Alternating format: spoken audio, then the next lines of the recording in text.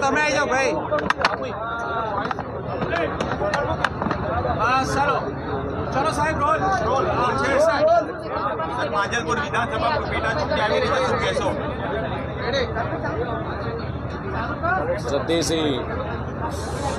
યોગેશભાઈ પટેલ પૂર્વ ધારાસભ્યશ્રીના દેહાંત બાદ ખાલી પડેલી આ વિધાનસભાની સીટની માંજલપુરાનું આ બાય ઇલેક્શનમાં આજે જ્યારે નામાંકન કરવા જઈ રહ્યા છીએ ત્યારે એવું કહીશ કે લગભગ 1990માં જ્યારે પ્રથમ ચૂંટણી લડાતા યોગેશભાઈ ત્યારથી લઈને લગભગ 8 વખત સુધી સતત જનતાનો પ્રેમ એમને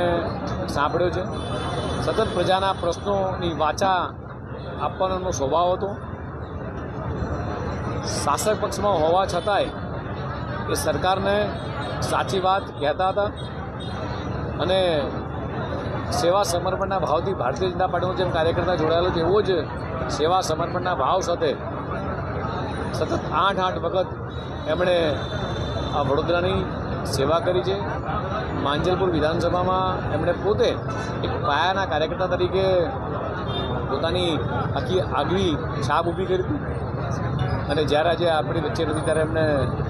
શ્રદ્ધાંજલિ પાઠવીને એવું કહીશ કે આજે જે રાષ્ટ્રીય શીર્ષક નેતૃત્વએ જે રીતે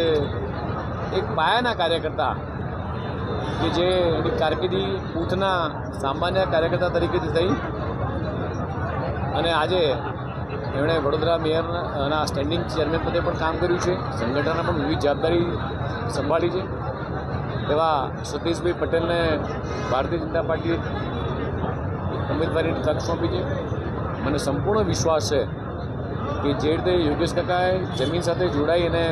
લોકોના પ્રશ્નોની વાચા આપી તે જ પ્રમાણે સતીશભાઈ પણ વર્ષોથી અહીંયા જ નાના મોટા થયા છે, જન્મ્યા છે અહીંયા અને પ્રશ્નોને વાચા આપી અને જે રીતે યોગેશ કાકાએ પ્રજાના પ્રશ્નો સાંભળી અને વિકાસના કામો કર્યા છે અને જે રીતે દેશના યશસ્વી પ્રધાનમંત્રી માનનીય મોદી સાહેબ, ગુજરાતના મુખ્યમંત્રી માનનીય ભૂપેન્દ્ર પટેલ સાહેબ જે રીતે વિકાસની આ વણથંભી યાત્રાને આગળ વધારી રહ્યા છે તેવી જ રીતે આ માંજલપુર વિધાનસભામાં પણ તેઓ આ યાત્રાને આગળ વધારશે. સાથે સાથે એવું ચોક્કસ કહીશ કે આપના માધ્યમથી માંજલપુર વિધાનસભાના લોકોને પણ